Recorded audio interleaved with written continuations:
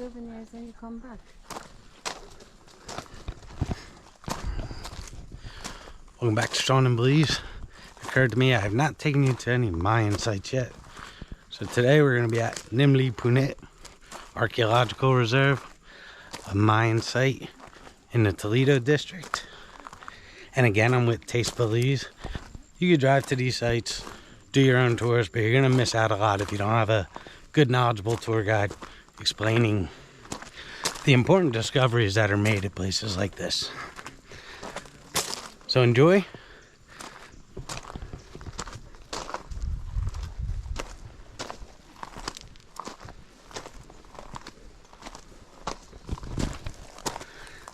Join you when we get to the top. Punit. That means big hat in Quechua Maya, and it refers to the headdress that the king is wearing, and one of the big carved stones that's in the museum we can't go into. So this tree, pretty eye-catching, huh? This tree is called Gumbo Limbo. This tree is one of many, many trees and plants used across Belize as a medicinal tree. In the visitor center before we go.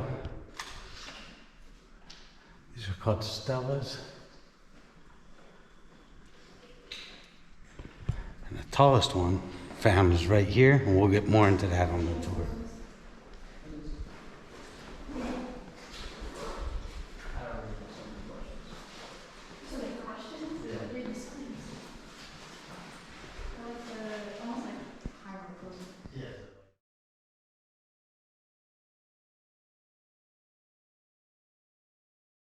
See some of the supernatural gods here. You have a jaguar with a little fire on the top, and you have a feathered serpent right here.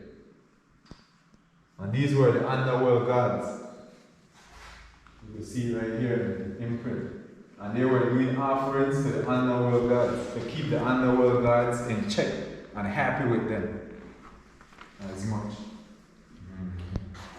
This one depicts a sacrifice on it? This is a sacrificial or blood ritual to give offering to the gods of the underworld. The underworld. So these stelas depict different stories, important stories, usually the creation of a new site or a new leader taking over, important sacrifices. They're kept inside now to protect them from the elements. So you can see them in the visitor center, and we'll see replicas and other ones out there when we get out there. Of the jade pendant. And this is what, it's a wind jewel. So whenever you do blood ritual, the message you're carrying it in the wind. And this will revoke the wind, so you could take the message to any different Maya citizens on a spiritual note. And then you have teeth right here that was inlaid with jade. Now with the ruler, it's more beautification. You notice the rappers now are putting diamonds and gold in their teeth. You had the... Important to note, this site was not discovered until 1990.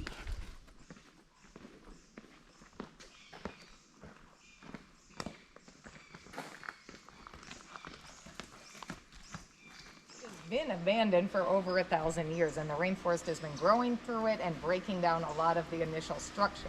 So you'll notice these piles of rubble here and over here. This is all old foundation for buildings. Also right where this clump of trees is growing, all that rubble is foundation for buildings. And where the path goes through is actually right over the old foundations. So the way the plaza was built, you'd have a rectangular plaza, and then the buildings would be around the four sides. And so the stone walls of the buildings actually helped to create almost a fortified space. So you had this courtyard on the inside, and then the stone walls of each house on each side created this fortress that was quite defendable, especially being on top of a hill. So we're looking at the spot where the chief lives. This is where all delegations of whatever is going to happen at this site here is what the chief and the priest, they have a discussion at this site here. Whenever the ancient Maya were building their temples, they always do two things. They build it where it withstand time, and at the same time they build it with the structure of their sacred numbers. Just to give you an example, because what happened is the jungle knocked down majority of the stones and different stuff, but it would go all the way up to the top, to that level, like tree up there. That would be the top of it, and then you have the thatch that would connect on the top there. That they would at a site where you had a council house here. You had this was built up to the top, way up to the top, and you had any information that the chief would have tell the priest, it would relay to the person that would come and announce it to the people that was here. And this area had about 8,000 people living in this area here.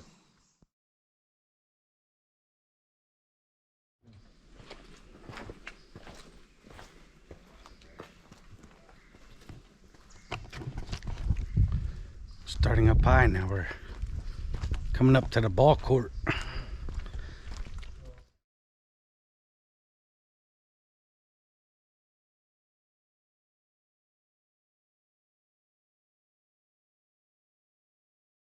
Have you heard about this ball game? They had to put a ball through a hoop. Yes, so this particular site, the hoops are missing. There should be a stone hoop on each wall here.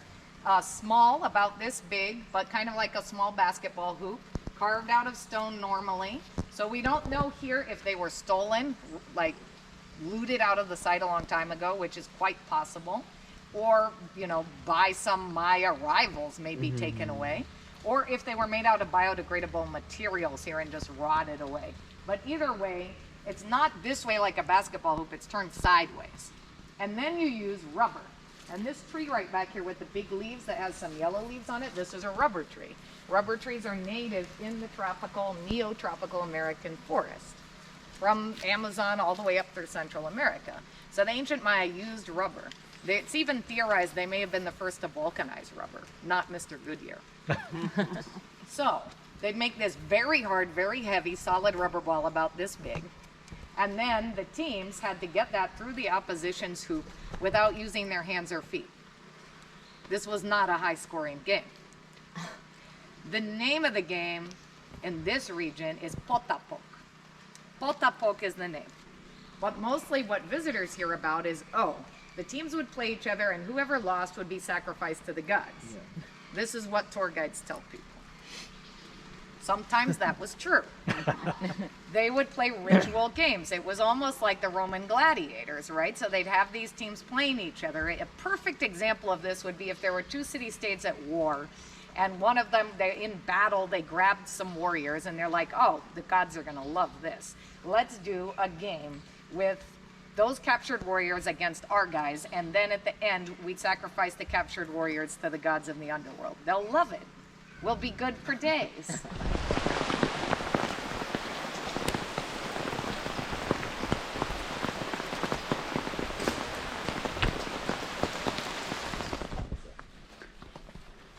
This particular plaza was set up as an astronomical observatory.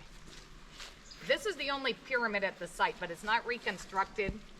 The rainforest roots have grown through it for a millennium and busted up all the rocks so that you can't tell how it goes back together. So the archaeologists are not going to guess and try to put it back together. But that mountain of rock over there was a little pyramid. From the top of that pyramid, if you look this way, you're looking due east, lined up, or stela, so that on the spring and fall equinoxes and the summer and winter solstice, the sun, when it rose, would rise over the appropriate stela. Huh. Why? You find this at a bunch of different sites across the Maya world in Guatemala and Mexico and other parts of Belize. The reason for this is because astronomers associated with the royal courts kept close track of the movement of the celestial bodies in the sky. The Maya were famous for their knowledge of astronomy. They were also one of only 3 different civilizations globally who independently invented the mathematical concept of zero, without which, by the way, we have no computers.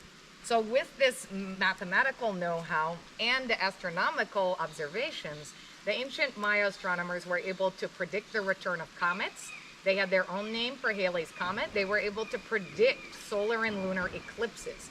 They knew very well that the sun was at the center of the solar system. They had identified and named other planets. And they were also able to create the most accurate solar calendar, one of the most accurate in the world. You didn't have a separate astronomer. The priests were also astronomers. So the idea that science and religion are separate, not a concept back then. In fact, science was used to shore up religion. And so the knowledge of things... So they were able to manipulate these situations, this knowledge of science. They were able to use their knowledge of astronomy to manipulate and control people through their belief in the gods and their belief that the noble rulers were in close contact with the gods and were able to get the gods to do what they wanted. It was... Tomb of warriors. Let's see. Don't fall in. There's one tomb. There's another tomb.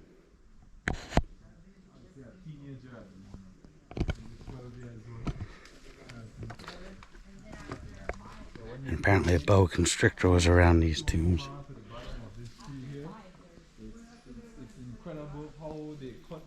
So because of what was found in this tomb, they can tell it was the royal family. Exactly, one of them. And this is one of the areas where you found the royal residence. That the resident would die, and they are already structured to have any kind of burial at this site here.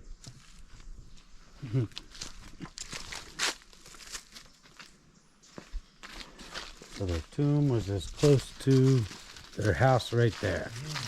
Was where they found that same jade pendant using LiDAR scanning. And it's going to tell you the date and the structure of what they had found in the site there, in the tombs. And they found patches that date all the way back 800 AD, 400 to 800 AD. Patches that came all the way from distance of Teotihuacan, Central America and Central Mexico. So when they found this jade here, they could match it to the glyph on the stela. The stela. And they got to find out who and the now they know were. who it was based on the glyphs and putting this together. That is on the wind jewel. Right. Because the wind jewel tell a story of what or who the people were as much. And they found this 30 minutes before the site was gonna close. Oh wow. Yep. Dr. Braswell and his team, a young lady found right here and look out to the area of seeing Guatemala and Honduras. As you notice the mountains that you could vaguely see a little bit. A little bit. So as you can tell, this area was not rebuilt. When you see large temples, lots of times they're rebuilt. This is left pretty much the way they found it, obviously cleaned up, removed a lot of the overgrowth and kind of reclaiming a bit of it, but without rebuilding it. So what you're seeing is just everything cleared away for now.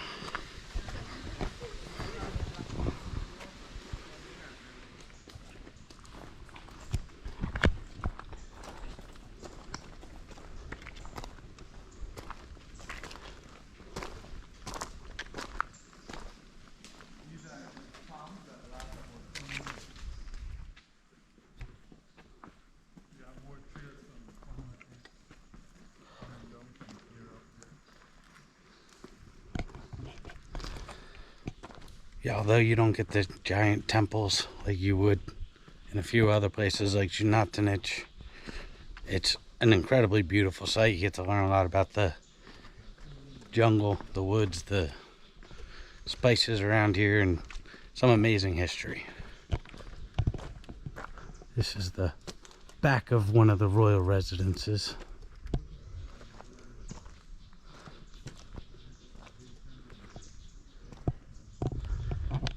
And again, just left in the state that it was found between 1990 and 2013 during excavations and trying to learn about the site.